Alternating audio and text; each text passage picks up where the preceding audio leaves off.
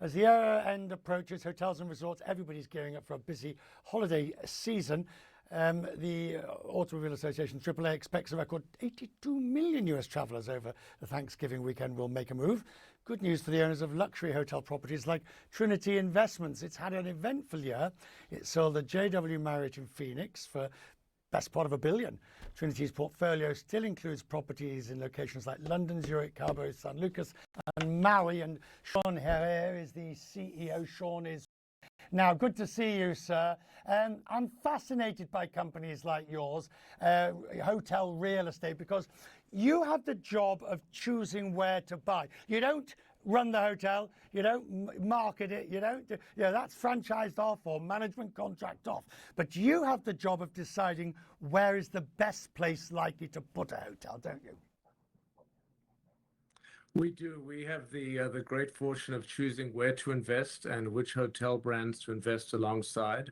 And for the most part, Richard, thank you again for having me on the show. But for the most part, we focus on the Sun Belt, so mainly Florida, Texas, Arizona, Southern California, Hawaii. These are more destination-oriented markets, and that's where the travelers and the consumers seem to want to go. But it's also some of the busiest. It's got some of the toughest yields and revpars anywhere to make money. They do, but these are the markets that people want to go in. And what I've learned in my career is that if you provide the product and you provide the amenities at these properties, the customers are prepared to spend. We, as I was listening to your earlier segment, we are about to enter into one of the busiest holiday travel seasons in history. The upscale, upper upscale luxury travelers, they are traveling en masse. Room rates are high. They are very demanding of the product that they want. So we, on the ownership side, it is our job to provide that product, to work with the hotel brands, to renovate the hotels to a standard that they're prepared to spend on. And the good news is, with strong demand, we have no new supply of any real scale in these markets with these types of assets. So these travelers have the existing stock to go to. And as long as we keep improving those assets, that's what's important. I do love this discussion because obviously covering travel tourism over the years, there's always but there's also always the tension between owners and brands. Brands would like owners to spend more on the property. They'd like refurbs more often. Owners would like to have more ancillaries. They'd like to have RevPAR higher. It's always a fascinating, and yet you're both in bed together. So you both have the incentive to make sure the thing works. That is true, and we could not be prouder of our relationships with the brands, with Hilton, Marriott, Hyatt, and Accor. And what we've found is that if we have the team at Trinity, which we have close to 50 professionals who all have a hospitality background. So when we work with the brands, we're coming from a place of credibility and a place of respect, because we know how hard the work is in these hotels. So when we're working on renovating a hotel, adding more amenities, they know that we're doing what's right for the property. And at the end of the day, we all win.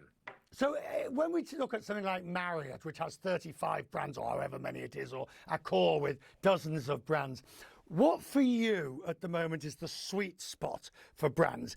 Is it this dreadful lifestyle that I've no idea what it means? Is it the upper end where, the uber luxury? Or is it the long-term stay, which seems to be growing? What we love, Richard, are the larger properties, so 400 rooms and larger in these destination markets, because then you have multiple levers. We have group, we have transient, we have corporate, we have all these different segments that we can cater to. And you're also of a size that you can provide the pools, the golf courses were available, the right meeting space, etc.